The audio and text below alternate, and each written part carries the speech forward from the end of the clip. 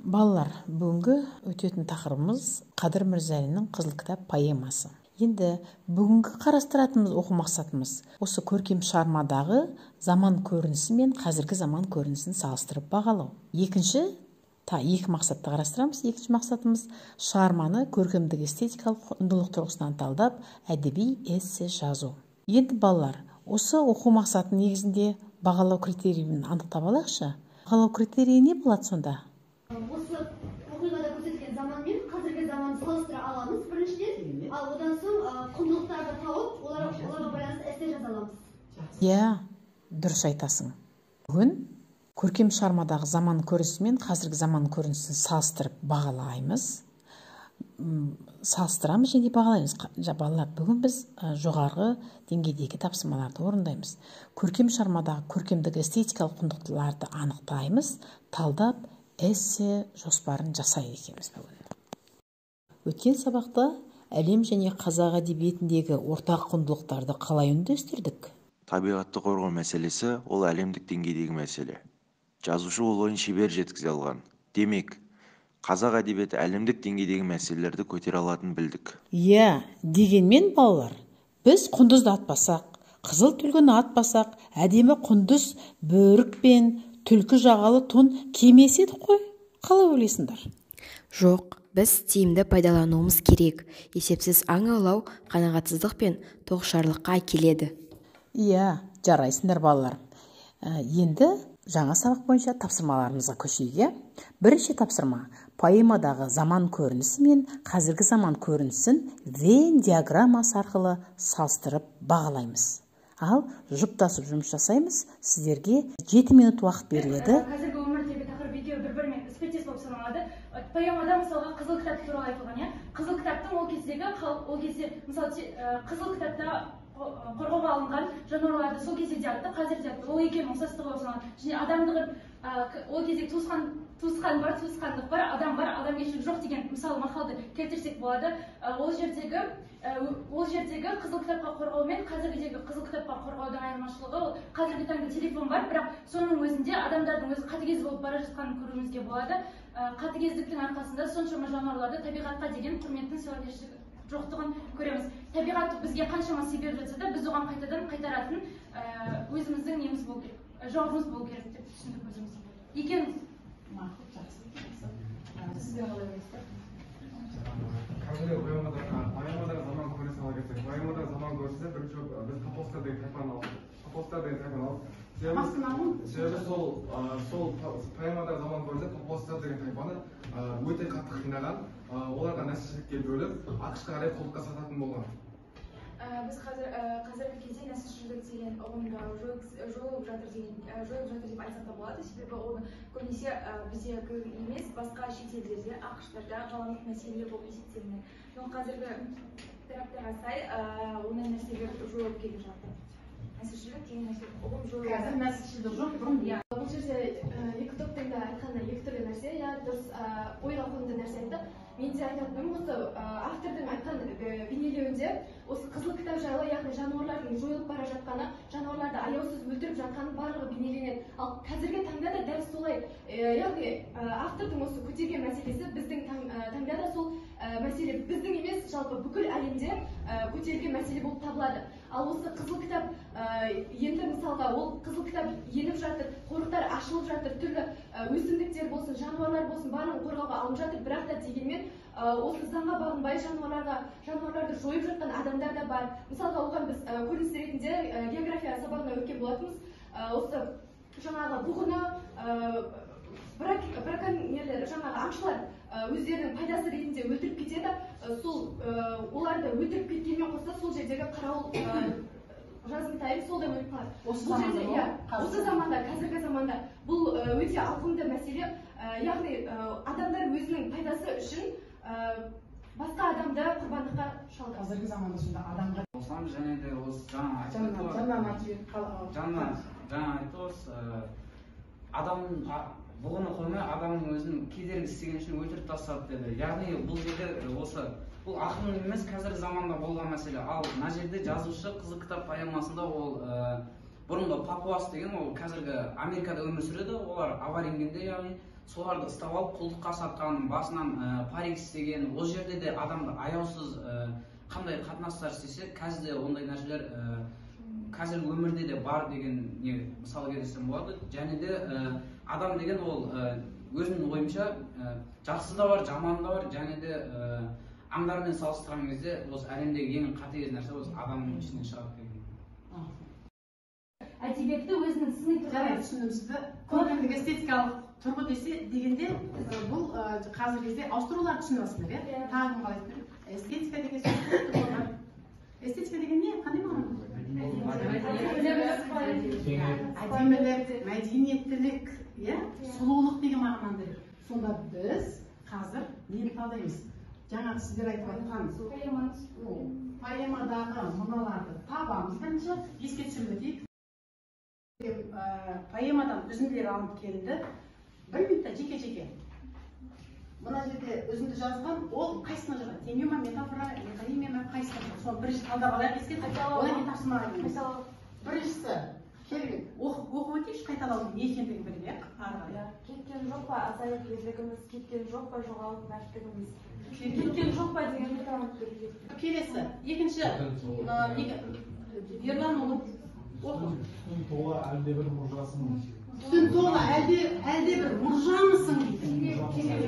Кене емес. Не? Қол көтереміз. Ер болам. Метафора, мұржа деген мұржамысың деп. Метафора, келесі. Не үшін маңын тек жоғалып кеткен дұрыс айтасың. Сонда біздің азаматтығымызбен неміз жоғалтмай жатқан сияқты. Ал мынау өкпеме іске құрсын маз емес пе? Кейбіреулер бағана мәз емес пе? Адамды кім айтты оны? Дұрыс айтасың, осы ағас риторикалық сұраққа келеді. Қара жерді жылатып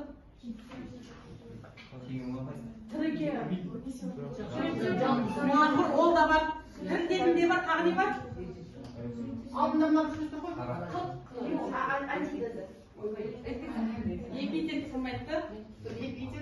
Енді балалар осы білімді пайдаланып, поэманы көркемдік эстетикалық құндылық тұрғысынан талдаңыздар.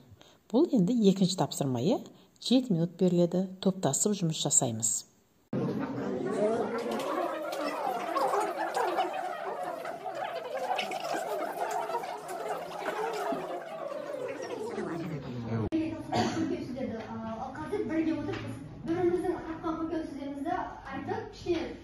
Дамыттық та өзімізді тапқандарымызды бірімізде қосатынымызды қосып.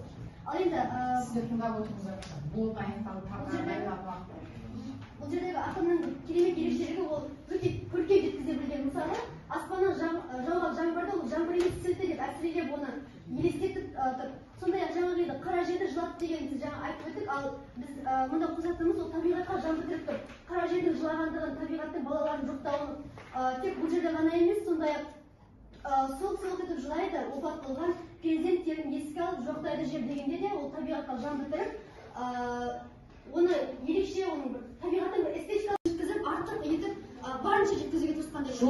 Мына жерде жоғалу туралы көрді, жыға көрген. Керемет, жаңа ол нәрсе еске де түскен жоқ, бұрынғы білім қайталау. Немесе олардың көркемдігін сипаттап емес, сонымен қатар бұл жерде ақын мына жерде байқалады. Отыратын кез емес төзім тауы бор болып үгіліп тұр. Айналаңа қарашы адамдарға, өзіне өзін қарашы өліп бір деген. Бұл жерде ақынның төзімінің өзінің таусылғанын айқын білдіріп тұр, яғни көркемдер құралдарды пайдаланғанын көре аламыз. Соның бірі қаран іші үлкенде күшімізге, орнындама санағымыз күшімізде, мамық құсап бекітіп азаматтық қылған жоқпа көңілі күшімізде. Осы ақын осы мамықты біздің ержігіттерге теңестіріп айтты. Яғни сол кезде жойылып кеткен мамыктар қазіргі кездегі жігіттердің ішіндегі ер азаматтықты жоғалтып кеткенін айтады. Ал балалар, адамзаттың табиғатсыз күні жоқ, табиғаттың оңайтуға тілі жоқ тақырыбында эссе жазсаңдар, қалай жоспарлаған болар едіңдер? Негізгі бөлімде дәл осы қадырыңызда әлі айтқан негізі осы қызыл кітаптың проблемасы бұл адамның өз-өзіне деген жанашырлығы болып табылады, менің ойымша. Өйткені егер бұның айтқысы келгені осы жануарлар жойылып бара жатыр, және жануарлармен қоса табиғаттың өзіне зиян келіп жатыр. Ал ол табиғатқа зиян келгеннен кейін адамның өзі де қызыл кітапқа еніп кетпес деген негізгі ой жатыр да осы жерде. Дәл осы ойды. Сіз осы ойды қай жерге кіргізсең, қорытындыға ма, негізгі бөлімге ма? Негізгі бөлімге емес, қорытындыға кіргізер едім сол осы ойымда. Ал негізгі бөлім болса жалпы табиғаттың және жануарлардың осы адамның әсерінен жойылып жатқанын айтар едім. Ал қорытындыға табиғат жойыла келе адамзат та жойылып кетпесін деген. Қай көркемдік құралдарын көбірек қолданып негізгі бөлімді ашқан болар еді? Теңеулерді, әр заттың мысалға қарапайым заттарды осы кейіптеу арқылы жануарлардың өліміне теңеліп жатқанын. Кейіптеу да бар енді, сен де айтасың. Кіріспе бөлімге мен адам мен табиғатты жазатын едім. Табиғат адамға не береді, адам оны қалай қолданып жатыр. Енді біз табиғат бізге мен саған беріп жатырмын деп айта алмайды ғой. Бірақ адам соны өз тарапынан түсініп білетіндігін мен кіріспе бөлімге ашып, олардың арасында байланыс жасап едім да. Ал негізгі бөлімге осы поэмада мысал келтіретін едім. Табиғаттың адам өміріндегі рөлін, табиғат болмаса адамның болмайтындығын дәлелдеп, осы мысалдармен нақты келтірер едім. Ал көркемдік эстетикалық тұрғыдан қалай талдап жазар едің? Жазатын едім. Ол мысалы табиғат мысалы эссеге мен осы өлең жолдарының ішінен табиғатта жойылып бара жатқан аңдар қалай табиғатқа әсер етіп жатыр, соны мен кірістірер едім. Мысалы табиғат жоқтап жатыр ғой өзінің балаларын, соны мен адам сияқты жоқтайтындығын салыстырып жазатын едім. Адам жанын тіртіп тұрып айтады ғой, сол жерін алар едім. Табиғатты өзінің анам ретінде есептеп солай келтіруге болады. Ал енді қорытынды бөлімге табиғатты қалай қорғайтындығында, оны мысалы жануарлар жойылып бара жатыр ғой, біз керісінше оларды санын көбейтіп, оларды табиғаттан үлкен орын беріп қорғайтындығымыз туралы жазатын едім. Болған сабақ ұнаған себебі осы поэмадағы көркемдегіш эстетикалық әдісті пайдалана отырып өткен сабақ. Бір ауыз айта алмай, бір ауыз ал бастан барған. Керемет, иә? Сіз? Тілді құрал дейді, меңгерді. Енді бір ауыз сөзді біз Перизат апайға берейік. Ұшқалы отырмыз, 140-тан жинайтын оқушылар осы жерде 10 деп айтсам қателеспеймін. Міне, әумендесін, иә? Құрметті оқушылар, Майра апай сабақ әсерлі өтті, өте тартымды болды. 11 жыл бойларына жиған білімдеріңізді нақты көрсете алдыңдар деп ойлаймын. Әдеби тұрғысынан шығарманы кең ауқымда қалдырдыңдар. Былтыр мен сендерге сабақ берген болатынмын, алдыңғы жылдары Майра апайдың өзі берген. Айналып келгенде бүгінгі сендер білімдеріңді жақсы көрсеттіңдер, жан-жақты қалдырыңдар. Мұны ұшқалы отырған қырансыңдар, қыран болып шыға беріңдер. Мұғалімді қолдағандарына рахмет айтыңыз. 11 класста. Өте ауыр, сендердің қазір жүктерің өте ауыр болып жатыр. Мына мұғалімнің қойылған сабағына, жауапкершілікпен қарағандарына рахмет, мұғалімдерге рахмет айтыңыз.